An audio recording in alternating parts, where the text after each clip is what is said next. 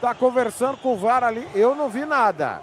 Ele pediu a bola, o jogo vai ser encerrado, mas ele tá conversando com o VAR. Agora sim, oficialmente, fecha o jogo. 0.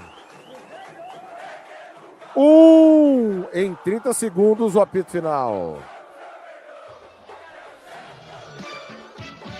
Agora mais um campeão de audiência. Rádio Futebol na Canela. Aqui tem opinião. Acabou mais uma jornada esportiva, mas na Rádio Futebol na Canela, o jogo tem muito mais que 90 minutos. Começa a partir de agora, apito final. Entrevistas, opinião, análise e tudo dos bastidores de mais uma partida. Está no ar o apito final. Thiago Lopes de Faria. Muito boa noite, meus amigos do Brasil. Bom dia, boa tarde para você que vai ouvir depois, quando, onde você quiser, o apito final desta vitória do Cruzeiro em cima do Curitiba, jogando no Couto Pereira. Nós estamos aqui aguardando a saída dos jogadores para ouvirmos os personagens dessa vitória cruzeirense. Diogo Cerqueira está atento aos pênaltis de O'Higgins e Boca Juniors e já vai dar as informações diretamente do Chile. Vou começar com ele, inclusive. Boa noite, o O'Higgins. Fala comigo. Boa noite, Diogo. Aqui no Couto Pereira, os jogadores do Curitiba estão ali reunidos, mas não está tendo confusão não, né, Diogo? Não, sem confusão. O Fernando Seabra foi ali, reuniu os jogadores no meio de campo, naquela de terminar, né, de agradecer ao torcedor que se fez presente hoje no Couto Pereira, mas a verdade é que a vitória não veio. O Fernando Seabra tem muita coisa a conversar com seus atletas. Situação de momento no Chile, por gentileza, porque tem gigante que pode cair, Diogo.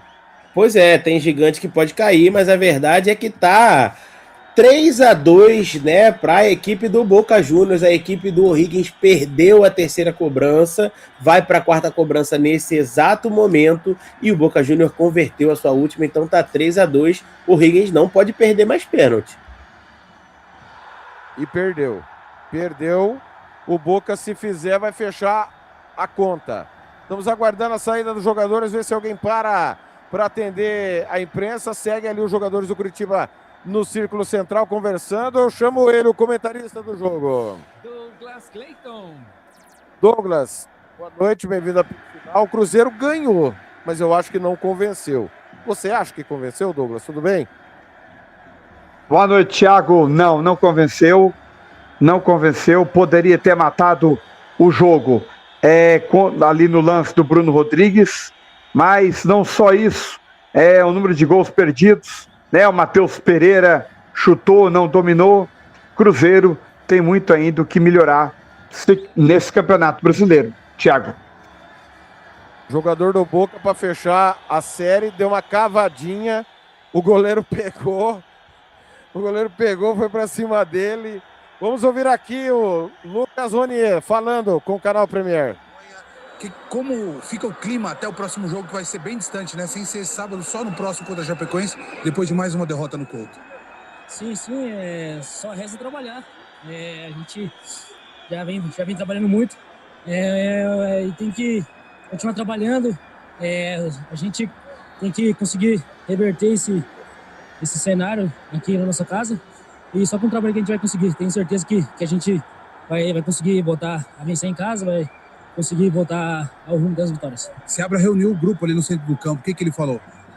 Não, só a palavra mesmo de incentivo, né? Perder em casa não é fácil, né? Em casa onde mais espera pontuar. E só as palavras de incentivo mesmo. Certo, obrigado. Aí o Lucas Ronier passando por aqui.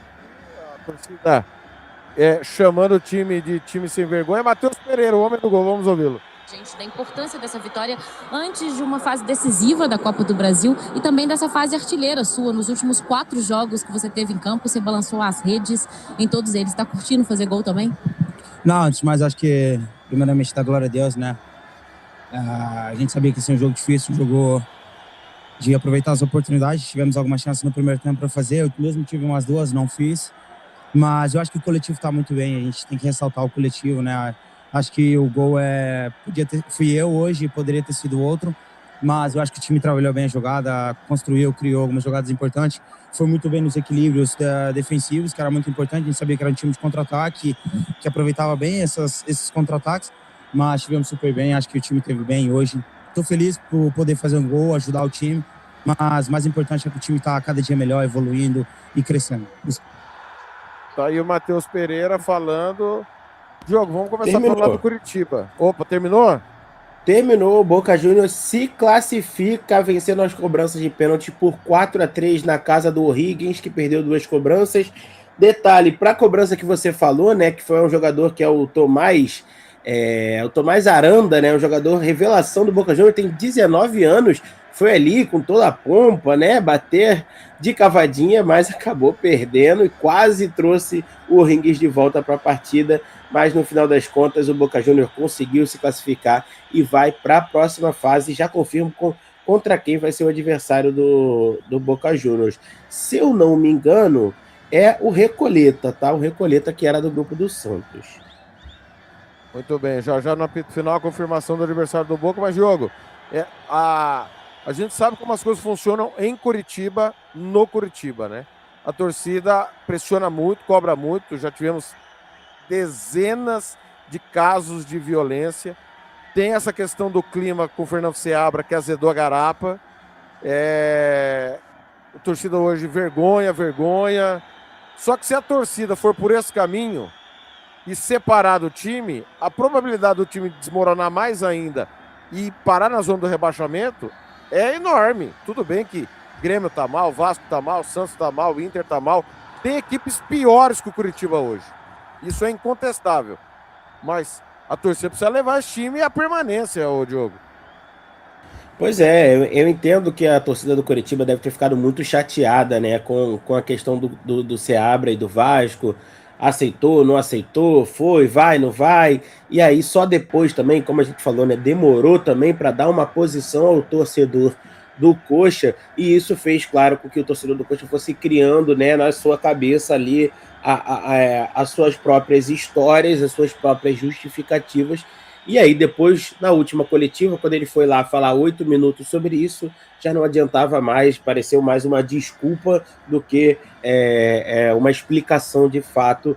E eu entendo também o fato do Coritiba ser o segundo pior time em casa, como a gente trouxe também na transmissão, isso pesa bastante.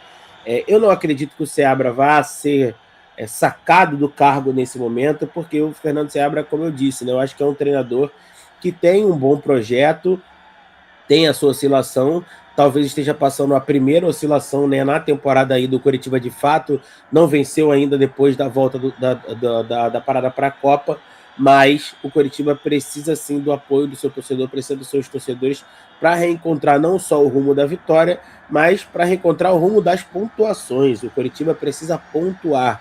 A busca do Coritiba são os 45 pontos.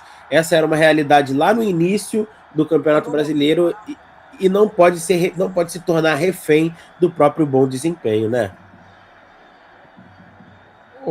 Ô Douglas, eu citei o exemplo do Ceará e ele precisa ficar muito vivo na memória de todos nós, porque o Ceará fez um ótimo primeiro turno e ano passado desmoronou no segundo turno. O Léo Condé ficou até o final, é bom que a gente diga, não conseguiu salvar o time e ninguém aqui tá falando, jamais vamos falar que tem que trocar treinador ou não, mas se a torcida não fizer as pazes com o técnico, com o time e ajudar, ela só vai atrapalhar, ô Douglas. Você não ganha em casa, segundo pior mandante. Você precisa de pontos para se salvar. Acabei de passar a sequência. Chapecoense tem que ganhar, o jogo é em casa. Você vai pegar o Corinthians em casa, o Corinthians dividido em Libertadores. Você vai ao Morumbi, o São Paulo dividido em Sul-Americana. Você tem que ganhar, Douglas, e fecha com o Remo, que é um adversário direto nesse sonho da permanência. Não dá para separar agora, Douglas. A torcida precisa apoiar. Precisa apoiar. Ninguém está falando que vai acontecer com o Curitiba. O mesmo que aconteceu com a equipe do Ceará. Mas o Ceará, até a última rodada, não estava na zona do rebaixamento. Até a última rodada, não estava lá. Ficou na zona, na rodada que não podia ficar, que era a última. E o Curitiba precisa do torcedor. O torcedor tem que entender que é necessário o torcedor do Curitiba estar unido com o time. Só assim o Curitiba pode permanecer no Campeonato Brasileiro. Não tem que pensar em competição internacional, nada disso. Primeiro, na permanência. Depois, aí você vê o que você consegue buscar.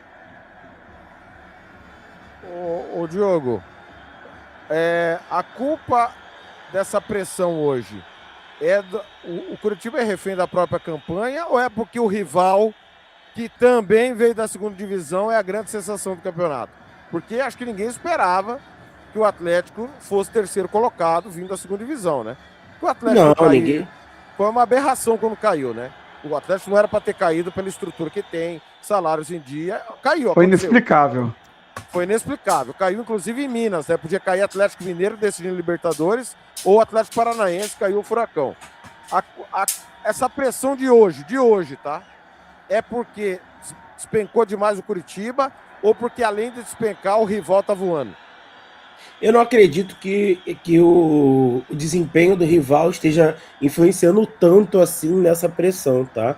Eu acredito que entram dois fatores aí, tá? Eu acho que você não vencer em casa é uma coisa muito ruim. Então, apesar do bom desempenho do Curitiba no Campeonato Brasileiro, né? Claro, o Curitiba é uma equipe que oscila, o que é normal para uma equipe que voltou, né, que voltou da segunda divisão agora, mas o bom desempenho do Curitiba no Campeonato Brasileiro, principalmente não vencendo em casa, é uma coisa que incomoda o torcedor, já incomodava o torcedor. E aí você soma isso ao fato de que durante a parada, para o time melhorar, para o time evoluir, você teve uma sondagem do seu treinador que aceitou sair do seu time, mas no final das contas não saiu por conta de multa que o Coritiba não liberou, que não foi uma situação bem resolvida. Eu acho que esses dois fatores influenciam muito mais do que o fato do Atlético Paranaense estar lá rendendo bem também, o Odair, que também está fazendo um bom trabalho, tá? Então eu acredito que o Coritiba vira um pouco refém do bom desempenho em algumas partidas e se espera que ele jogue bem também em casa, mas isso não tem acontecido, e aí somado à situação toda que o Seabra criou com o Vasco, claro que não tem como o torcedor não ficar chateado. Vou falar do Cruzeiro agora, Douglas. Quem preocupa mais hoje, o Cruzeiro ou o Flamengo? Porque fizemos o jogo ontem e hoje. E aí eu não pude trabalhar em Flamengo e São Thiago, Paulo. seu microfone está... Opa! Não... Agora sim. Voltou. Perdão. Voltou. Ô Douglas, ontem a gente fez o Flamengo, jogou muito mal. Contra o São Paulo, também tinha jogado muito mal. A Chapecoense não é parâmetro, com todo respeito à Chape. O Cruzeiro ganhou do Internacional em Frangalhos, aí tropeça em casa contra o Botafogo. Hoje poderia ter saído com empate, porque o Curitiba teve a oportunidade de empatar. Antes do gol poderia ter aberto o placar. Cruzeiro e Flamengo, na minha opinião, hoje, 30 de julho, não convencem o seu torcedor. Quem não convence mais? O Cruzeiro nesse momento ou o Flamengo? Os dois, né, Thiago? Mas o Flamengo, se você for pegar pela tabela de classificação, o Flamengo está no G2, né? Então, aí é o Cruzeiro. Pela tabela de classificação do Campeonato Brasileiro. Mas os dois não estão convencendo, né? Então, precisam melhorar mais, precisam mostrar a que vieram.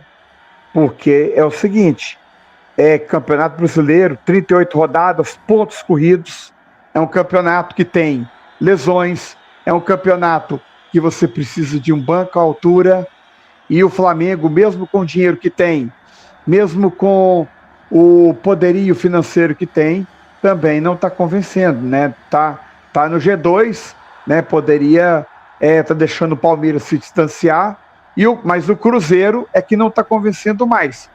E a contar também que o Cruzeiro começou o Campeonato Brasileiro muito mal, né? O Cruzeiro quase não se classificou para as oitavas de final da Libertadores, porque teve que priorizar o Campeonato Brasileiro, porque estava na zona do rebaixamento. Isso é muito sério. Isso é muito sério. Ganhou o Campeonato Mineiro, perdeu para o Botafogo de 4-0, se eu não me engano, Então, isso é muito sério, né? Acontecer isso com o Cruzeiro. Então, trocou o treinador, aí veio o Arthur Jorge, Cruzeiro, que escapou às duras penas aí da zona do rebaixamento, porque tem time que entra e para sair é uma dificuldade. Isso quando sai, Thiago. Ô, Diogo, me parece que mesmo com a derrota domingo, o Cruzeiro, inclusive o Franklin falou, né? Que o Cruzeiro foi melhor que o Botafogo em todas as valências, menos a bola na casinha. Você vê um caminho. O time tá oscilando, mas você vê um caminho. O Flamengo parece que a coisa não tá acontecendo. Ontem, de novo, o Leonardo Jardim reclamou da questão que o que foi trabalhado não foi executado. Hoje o Cruzeiro está à frente do Flamengo, o Flamengo está à frente do Cruzeiro no futebol, ou eles estão iguais? Eu acho que eles estão iguais, principalmente pela questão das lesões que o Cruzeiro tem sofrido. Eu acho que o Flamengo tem oscilado muito, claro, o Flamengo não está bem, parece não tá, parece que realmente é uma equipe sem rumo, mas a gente tem que lembrar também que o Flamengo ainda, né, não está ali com a sua equipe titular rodando, né? Ontem tiveram alguns retornos contra o Internacional, mas foi a primeira partida. Então o Flamengo vai ter esses retornos aí para o jogo contra o Cruzeiro. Vai ter um jogo contra o Vitória, se eu não me engano, o próximo são 2 jogos, né? Já é contra o Cruzeiro logo depois. Então eu acho que as duas equipes estão iguais, estão no mesmo momento, principalmente por causa disso. O Cruzeiro hoje, a gente, né, viu o Gerson ali, a gente não sabe se saiu porque sentiu ou se estava prevista a substituição, mas no próprio banco de reservas o Gerson já estava colocando um gelo na coxa. Pode ser mais um problema aí para a equipe celeste, que vem sofrendo muito nessa temporada com essas lesões. Então tem que ter esse cuidado também, tem que ter esse cuidado também quando a gente for fazer essa análise do desempenho das equipes por causa dessas mudanças que os dois vêm sofrendo. Muito bem. Para a gente fechar a análise dos confrontos, Diogo, começar com você agora. Vamos lá. Curitiba, Chapecoense, São Paulo, Corinthians e Remo. É o mês.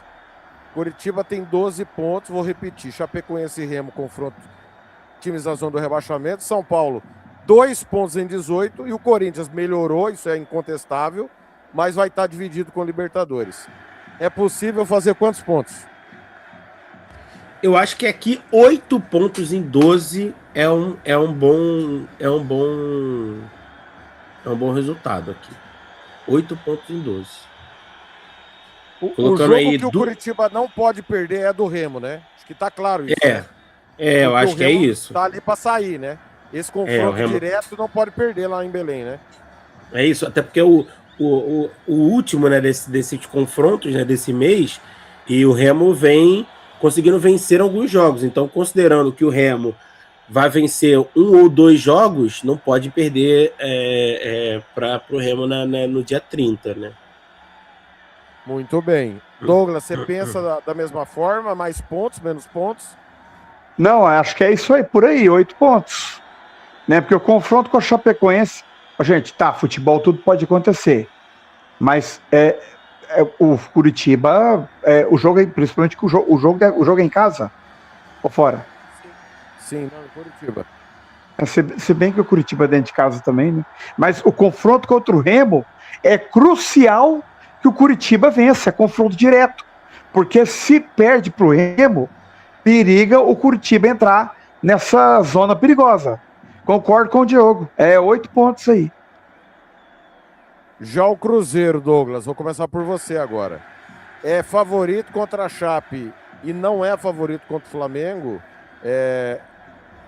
Nós estamos falando hoje, tá? Eu acho assim, se o Cruzeiro cair para a Chape como o Botafogo caiu, é um hecatombe assim absurdo, na minha modesta opinião. Eu sei que é uma outra competição, é uma outra vibe, não é a Chapecoense lanterna que vai jogar da forma como joga, mas na minha cabecinha eu não consigo ver em 2 jogos a Chape tirar o Cruzeiro. Já contra o Flamengo, apesar de ser um jogo mais igual, o Cruzeiro hoje, para mim, tem um trabalho um pouco melhor, mas o Flamengo tem melhores peças, o que iguala as coisas. Como que é a sua leitura nesse mata-mata, nos dois mata-mata, Douglas? Eu até falei no giro, né? Giro esportivo. O Cruzeiro tem a obrigação de passar pela Chapecoense, com todo o respeito que a Chape merece. Tá certo? Porque é outro campeonato. É outro campeonato. Mas é mata-mata? É mata-mata. Mas é obrigação passar pela Chape. Agora, o confronto contra o Flamengo, o Flamengo tem a vantagem de jogar o segundo jogo em casa. O Cruzeiro vai ter que fazer o resultado dentro do Mineirão.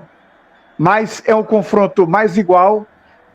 Qualquer coisa que aconteça nesse jogo é absolutamente normal.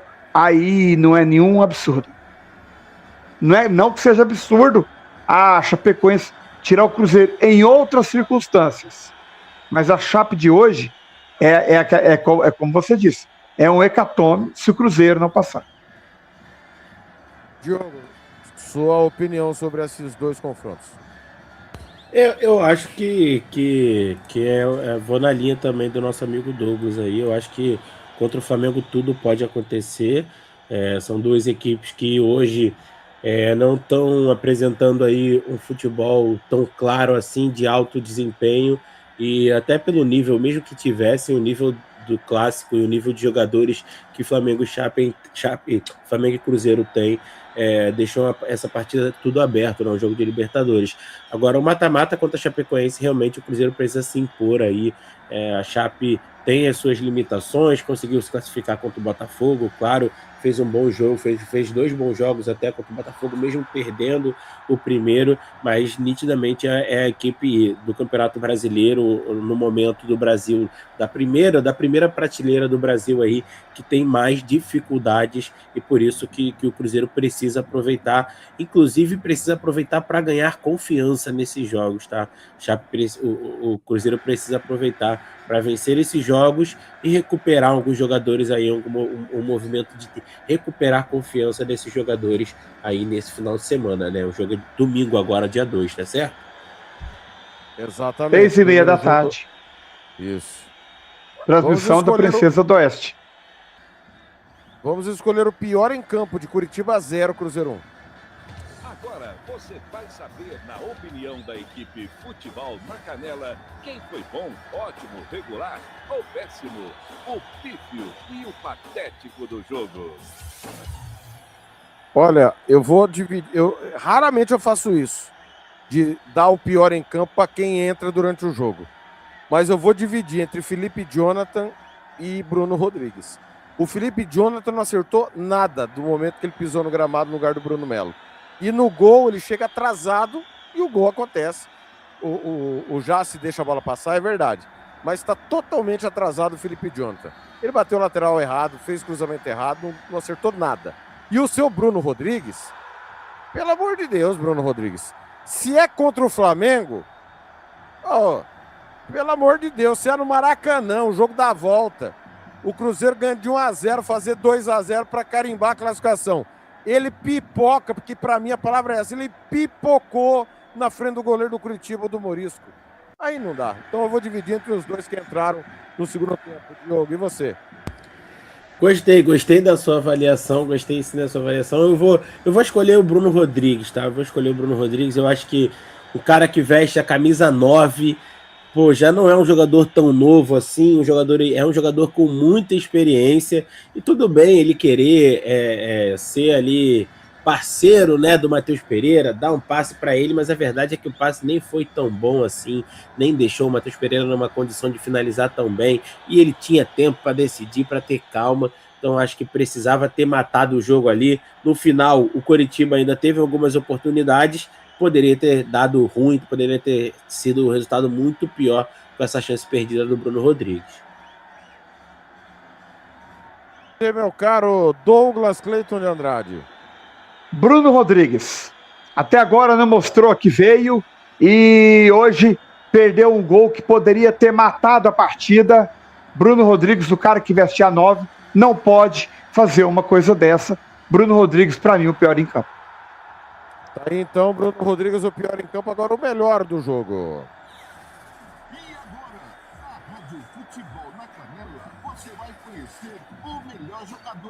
campo. A equipe da Rádio Futebol da Canela vai eleger o craque do jogo e o escolhido vai levar o troféu. Marcelo da Silva, o professor. Marcelo da Silva. Ele se apresentou do primeiro ao último minuto. Matheus Pereira, além de fazer o gol, a construção ofensiva tem que ter a passagem pelos pés dele. Eu não acho que ele seja um craque, não acho que ele seja um primor técnico, mas no futebol brasileiro ele é um excelente jogador. Dá uma dinâmica diferente.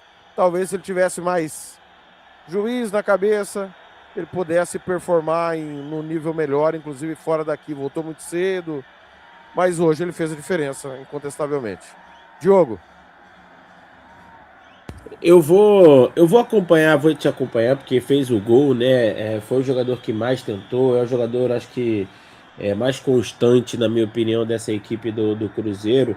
Mas eu vou fazer uma menção honrosa ao Gerson, tá? O Gerson hoje fez uma partidaça também, tanto ofensivamente, ajudando um pouco a construção, um pouco mais no início da construção do Cruzeiro, mas principalmente defensivamente. Eu acho que o Gerson hoje foi muito bem, foi um dos jogadores aí de destaque dessa equipe do Cruzeiro também. Também merecia o prêmio, mas pelo detalhe do gol e por ter sido 1-0, eu vou ficar com o Matheus Pereira. Douglas, sua escolha. Matheus Pereira. Inclusive, você falou que ele foi do primeiro ao último minuto de jogo, o melhor em campo, deu uma dinâmica para o jogo diferente, fez muita falta contra o Botafogo no domingo passado. Você falou aqui do MP10, aqui nos aplicativos de esporte que eu tenho, já chegou aqui, ó. MP10 decide para o Cruzeiro, ou seja, o MP10, o melhor em campo, Thiago. Aí eu vou fazer a menção também ao Gerson. O passo que o Gerson deu é sacanagem. O Gerson também, menção rosa. O Felipe Jonathan ter chegado atrasado e o Jasper ter cortado é uma outra conversa. Mas o passe foi um deboche. O Gerson. Você sabe o que é a questão? É uma pena, eu particularmente, uma pena que o Gerson tenha ido para a Rússia e tenha voltado tão tarde. Porque o Gerson é um jogador que faz falta, estava fazendo falta ao futebol brasileiro, Thiago. Diogão, para a gente fechar, Campeonato Brasileiro e Copa Sul-Americana, me conta o que aconteceu na noite de quinta-feira.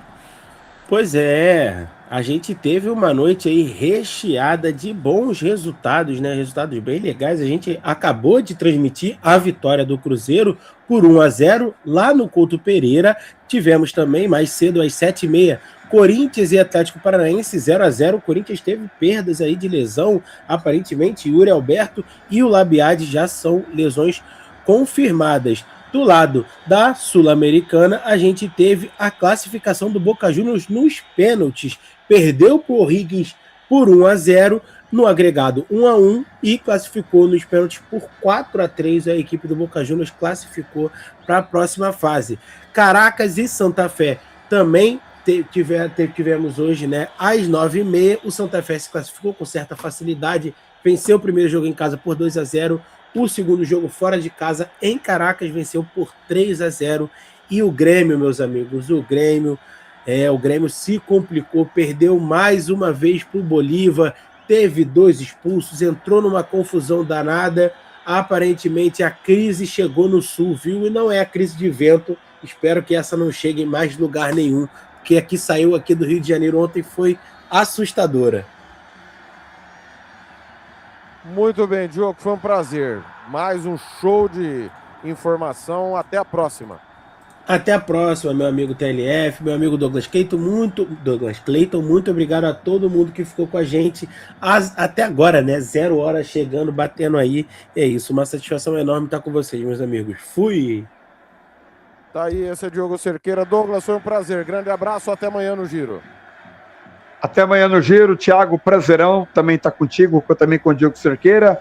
Boa noite, torcedor celeste.